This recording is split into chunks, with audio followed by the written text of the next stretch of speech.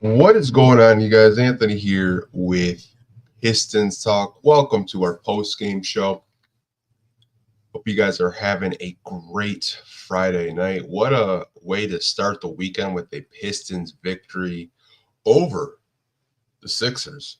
We're going to get into the quarter notes, and then after that, we're 51 games in. If you don't know what we're doing here by now, we're going to open up the show to comments, questions, overall thoughts with tonight's win. But let's get into it, you guys. So this was a game without Cade Cunningham. So Cade was out with an ankle injury. He was questionable to start this game. No Cade. So we had a starting five of Malik Beasley filling in for him at point guard. THJ at his normal spot at shooting guard, Asar Thompson at small forward, Tobias and Duran. So the only change really was slotting in Malik at point guard. And man, that first quarter, the ball was on a string. It was moving side to side. Asar was super active. We kind of saw an unlocking of point Asar Thompson tonight. He actually he tied a career high with assists. He had 6 assists on the night, 14 points and 8 rebounds, shot 5 out of 7 from the field. Had a really good game just overall. But it kind of getting back into the first quarter, obviously Duran had to go out. He just had a really tough time with foul calls. I think he only played 20 minutes, but he still found a way to get a double-double. He had 2 quick fouls in the first. So did Isaiah Stewart. When you're going up against Joel Embiid, it's really hard to not get fouls just because the player he is and how he plays and how he's always kind of coasting to get a free throw or get fouls. But balanced scoring just for this first quarter. I'll just read off some stats for you guys. Asar had 9 points in the first, Tobias had 8, Beasley had 8, and Sasser had 6. Sasser hit actually a buzzer beater 3 to give the Pistons a 42 to 27 point lead. Pistons were just firing on all cylinders. Like, it was just such a beautiful sight to see. This was the first nationally televised game for the Detroit Pistons against the Philadelphia 76ers on ESPN. Saw a lot of people, across social media thought that this was just going to be a 76ers blowout, but the Pistons came to play tonight, and you absolutely love to see that if you're a Piston fan. Going into the second quarter, the Pistons' energy was just still at an all-time high. The Sixers just did not look like they were in it whatsoever. Joel Embiid, I don't even know why they're playing this man. He's got the same knee brace as Blake Griffin did. He's got that stone cold Steve Austin knee brace, basically going all the way up to his thigh. The guy just does not look healthy, like, whatsoever. Don't really know why the Philadelphia 76ers are forced to play this man, but you kind of look at the Sixers team, man. That's a team full of senior citizens. I mean, did not know Kyle Lowry was almost 40 years old. They just got rid of Reggie Jackson. Paul George is 35. Like, I really don't know. I did not know how old they were until I saw them play. Like, they had no energy whatsoever. The Pistons were just outrunning them in transition. The Sixers just wanted no part of playing any type of defense whatsoever. Malik did pick up the slack. There was kind of a little scoring lull in this the second quarter, and we saw Point Asar being unlocked. Malik had 20 points at halftime. Pistons dropped 78 points to the 76ers 44. It was just a complete offensive half for your Pistons. Coming out of halftime, I think Philly knew that they had to try to get back into this game, and they really tried to hold the Detroit Pistons in the half court. They slowed the pace, which did favor them.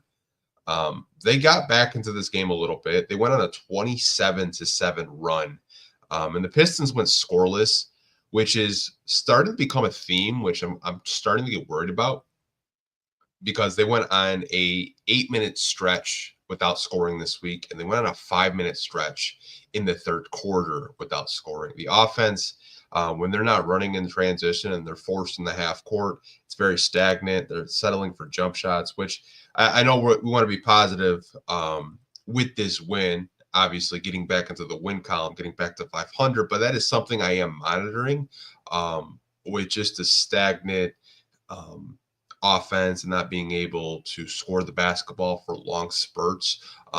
Not a trend that you want to, keep going in, but they did end the third quarter strong. Malik got him back in it. Paul Reed had a emphatic dunk, and the Pistons settled for a 19-point lead going into the fourth, 107-88. And the fourth quarter was kind of similar to the third quarter. They really struggled to score. Philly got this game within 14 points, and you started like saying like, okay, are they going to be able to close out this game? Because you kind of get PTSD of like, is Philly going to come back? Are they going to win this game? But Malik Beasley down the stretch hit not one but two huge 3-point shots. Closed the game for the Pistons tonight. And he had a career year, by the way. He had a career high, hit 9 triples. Tobias had a good game as well, 22 points. I'm pretty sure Sixers fans probably wouldn't trade you for a crumble cookie anymore, Tobias. Pistons get back into the win column, 125-112, 26-26, and 51 games played. The Pistons do play the Charlotte Hornets to end their week. The banged up Charlotte Hornets. That should be a very interesting game. Really excited to see how the Pistons come out to attack. Try to finish this week off, 2-2, playing 500 basketball on a week-to-week basis. But overall, man, BTA. That was just an ass whooping tonight. I don't really know what Philly is trying to do. Obviously, they want to be a playoff team. Maybe they can sneak into the play-in, but they got to get Joel Embiid off that court. That man does not look healthy. That knee brace looks ugly. The guy's got no lift. He doesn't want to get back on defense. That was just really tough to watch because as a Piston fan, it brought me back to watching Blake Griffin when he was in the knee brace. But you got to trust the process, right? We will get to comments, questions, overall thoughts with this Pistons victory over the 76ers. We are going to be taking a commercial break, and then when we get back, we'll answer your guys' questions and wrap up this podcast.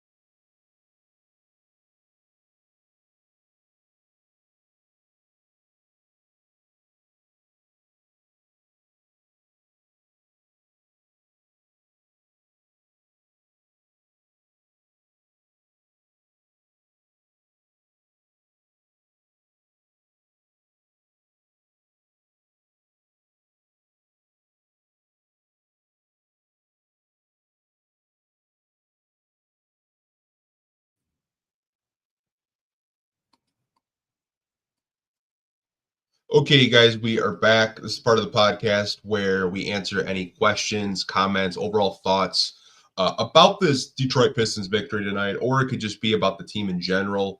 We are going to get into this segment of the podcast. Cruza has a comment saying, amazing first half from the Pistons tonight. Yeah, like the first 2 quarters, man, like that ball was moving side to side. There were so many running opportunities for this team, and this is becoming a team that like they love to play the transition game. And we talked about it earlier this year. Like we thought that with all the athletes that they have, like a Sarge, Jaden Ivey, Jalen Duren, these guys like to run. And when they have the opportunity to run and push the pace, this looks like a really fun, basketball team to consume night in and night out. But I do agree. The second half was a little bit sloppy. I will say, not going like 5.5 minutes without scoring the basketball. And then in the fourth quarter, it's like, you kind of just get PTSD. You're like, oh, please, just close this game. Don't choke the lead away. Which shout out to Malik, just had a career night, and right after we had that Trajan Langdon press conference this morning, and he kind of touched on that. Malik Beasley basically told him like, hey, please don't trade me. I want to be here. I want to be in Detroit. So shout out to Malik, man. Really happy for him. Really happy for the Detroit Pistons getting back in the win column tonight. Chuck Brewer, point guard Asar, when he gets his stamina back and a full season in the lab, OMG. Yeah, we kind of talked about this, I believe, in a previous podcast, Chuck, because if you watched Asar when he was in the Overtime Elite League, he did have some point guard duties. I'd like for him to work on his handle, because I think if he had a tighter handle, just some of the reads he can make are next level. Some of the wraparound passes he makes are just like, how the hell did you make that? Getting his stamina back, I think, will be huge. He's coming back from blood clots. If he has a going into the summer having a very healthy offseason, it'll be scary. Because the type of athlete he is, the explosive first step that Asar has, he's another playmaker that you can have on this basketball team. And you saw tonight, like they were really running the ball through Marcus Sasser and Asar Thompson for a majority of this game. And some of the reads Asar was making was just like, wow, like we need to give this guy a little bit more opportunities, kind of unlock him, if you will. Kind of like a point forward Asar. I absolutely loved it. Just loved the energy he came with tonight.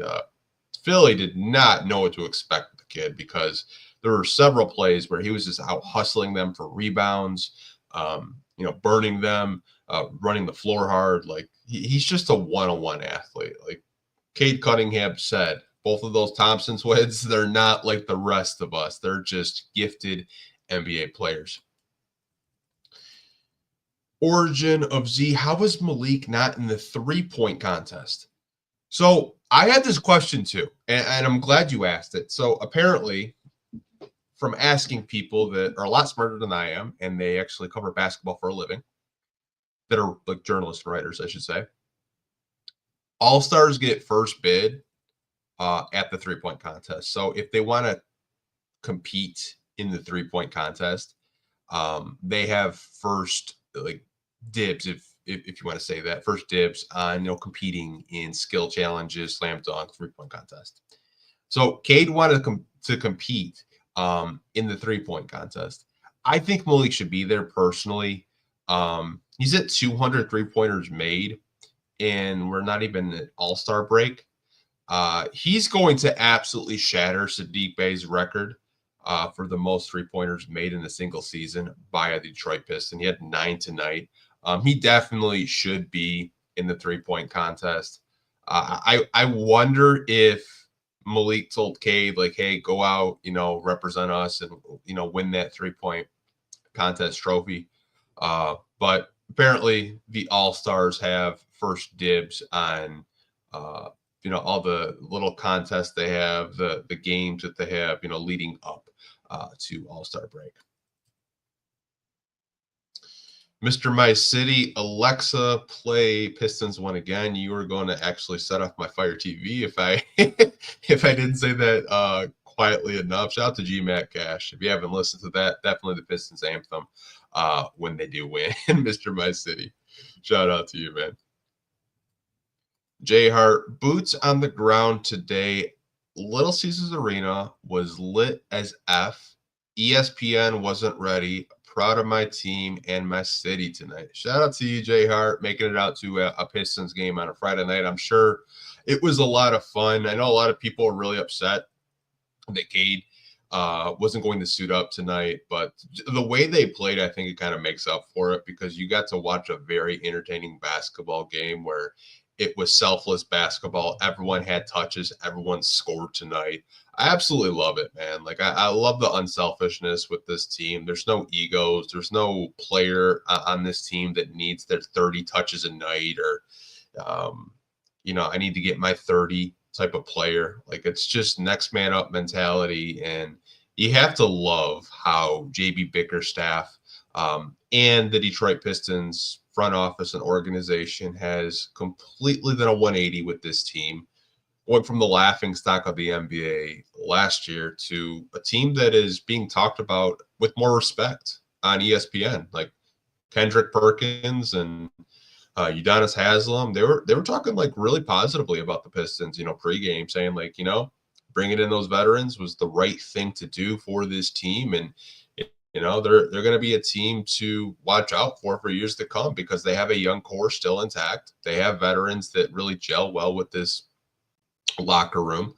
I'm really excited to see like what happens with this future of this team. But glad you had a good time at the game tonight, J Hart. Red Baron, Philly is the worst team to watch in the NBA. Is every player a foul baiting complainer? That team is way more trouble than I thought. Every player out there has bad habits and bad body language. It's so funny you said that because when I was talking with a friend of the show, Sean Murphy, we kind of were talking about the Minnesota Timberwolves in this fashion. Now, obviously, Philly is way worse if you were to make a list or a tier. But, the body language was really bad. Joel Embiid calling out Kelly Oubre for not running back was kind of hilarious in the third quarter. They do complain a lot. They're always looking for fouls. They're not a team that feels like they're together. Nick Nurse, for what it's worth, he's doing his best with like what he has, but you can tell the players don't respect him. Like looking at just like timeouts, like they're not even looking at the plays he's drawing up. It's just a bunch of veterans that are just going out there and doing what they want and not buying into the coaching plan. And you hate to see it, man. You really do. You really do. I mean, trust the process, I guess, Red Baron, right? that was just like a very like weird game to watch with them because like a lot of their fans still talk a lot of shit about Detroit. Like a lot of my friends actually are big Sixers fans, and they were texting me throughout the game, like still talking shit, being down 30. I was like, bro, like, you're down 30 and our starting backcourt's not even playing. Like, why are you still talking? Like, it's kind of funny, but I mean, like, it's good to see that the Pistons are playing competitive basketball and they're coming in, being competitive night in and night out. Johnny has a comment. This coming offseason may be hard on the fans. We may have to give up players we like to patch some of the holes not addressed at this trading deadline. I agree, Johnny. I think when you look at this roster, I did make a depth chart video today if you guys want to check that out. And when I was doing the depth chart video, it kind of made me like look at the way the team is constructed and then looking at what possibly we have in cap space. And it depends on if K does make All NBA. I know some other Pistons podcasts have talked about it. I won't be upset if Cade makes All NBA because if he does, if he makes an All NBA team, that tells me he's one of the top 15 players in basketball right now. And that's the leap that I think Pistons fans want, because if Cade does make that team, Pistons will have less cap space because there are incentives in his new contract. If he makes it, he gets that money. But I think when you look at this team, some holes I look at is definitely front court depth, definitely lack of size at the power forward position. Tobias, does his best. Simone Fontecchio, for what it's worth, has been really up and down, consistent this year, but I'm just kind of attributing that to not having an offseason to prepare, having foot surgery really late, and then not even getting 3 weeks to get ready for the season. I think he's a good player, but just certain situations, the way they use him, I don't like how they ask him to put the ball on the floor when that's not really a strength of his. He's more of just kind of like a catch and shoot forward. The center position, we'll see what happens with Paul Reed if they bring him back. We'll see what happens with THJ, Malik Beasley. Even though Beasley says he doesn't want to stay here, does he want to stay here in terms of taking a hometown discount? That would be huge if true. But these are conversations we're having in February right now, right? There's still a lot of season left. If this team gels, makes the playoffs, wins a playoff game, possibly upsets someone in the playoffs and wins a series, I think there's going to be a lot of fun and difficult conversations we're going to have, myself included, with other Pistons podcasts. I don't even want to think about that right now because I know we don't have a lot of cap space to play with. I think projected it's around 24 million right now. Could be less depending on Cade Cunningham's potential to make an All NBA team, but we'll see what happens, Johnny. I don't want to look too far down the road and kind of jinx what could possibly happen. Nate Myers, what are my thoughts on the Dennis trade? I think he'll be good for this team. I will say with Dennis, what you guys are really going to like about him is his ability to score at all three levels, good passer, can start next to Cade Cunningham if you need him to start, if you need more secondary ball handling in the starting lineup. But I think for a majority of where his minutes will be, Nate, is going to be in the second unit with Beasley, with Ron, with Tech and Stu, manning that second unit, giving Cade Cunningham more of a break to catch his breath. You don't need him playing close to 40 minutes a night because you don't have a reliant secondary ball handler or a backup point guard. I think Dennis is going to really open up a lot of things for the second unit, and also keep the starting guys fresh, because now JB doesn't have to do so much lineup shuffling with having at least one starter out there while when you have a bunch of bench guys out there. I think Dennis is going to be really good for this team, and really happy with how we got him. We really didn't have to give up a lot. We traded KJ Martin and Josh Richardson in a second to get him. We didn't give up anything. The only player that isn't on the roster anymore is Wendell Moore, and he barely played, which, wishing him well. Hope he does get picked up by another NBA team. But I mean, you look at the deadline, Trajan Langdon definitely had an excellent deadline. Tobias provided why he's such a great veteran presence to have in your locker room. This comment comes from Shift God. Exactly, Shift. I think a lot of people going into the summer, I'm not going to call them out, were very skeptical of the Detroit Pistons going after Tobias Harris. And I think the conversation that I've always had with multiple people isn't so much the player, it's always the money, which I kind of find wild, that people still try to pocket watch when it's not their money. You signed him to a 2-year deal, okay? He's got one more year left on his deal after this season at $26 million. For what he provides, I think it's worth the contract. I think it's worth the winning that they've had.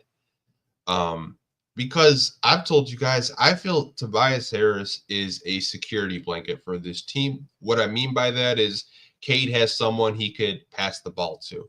Now, obviously, we'd like him to hit more corner three-pointers. We'd like him to be more consistent like he was tonight. Like, you get 20 points out of Tobias, it's probably a Pistons victory most nights, right? Overall, really good vet. I loved him when he was here, first stint, under SVG. I still like him as a veteran. And you're seeing that these guys are getting more confident with the vets that we have on this team. It's not just Tobias. It's, Tim Hardaway Jr., Malik Beasley especially. Now you're adding another veteran in the mix with Dennis Schroeder. So we've told you guys before, like, veterans matter. You have to add vets.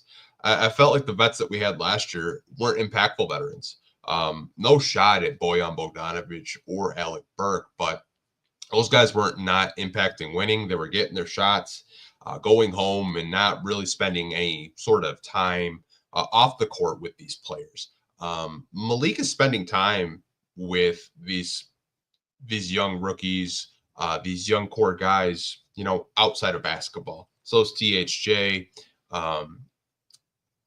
and everyone else. Like, I think Trajan has a very good pulse on players around the league and how they will possibly gel with this young core. And I think he's done a phenomenal job of just, like, getting the right guys in that locker room.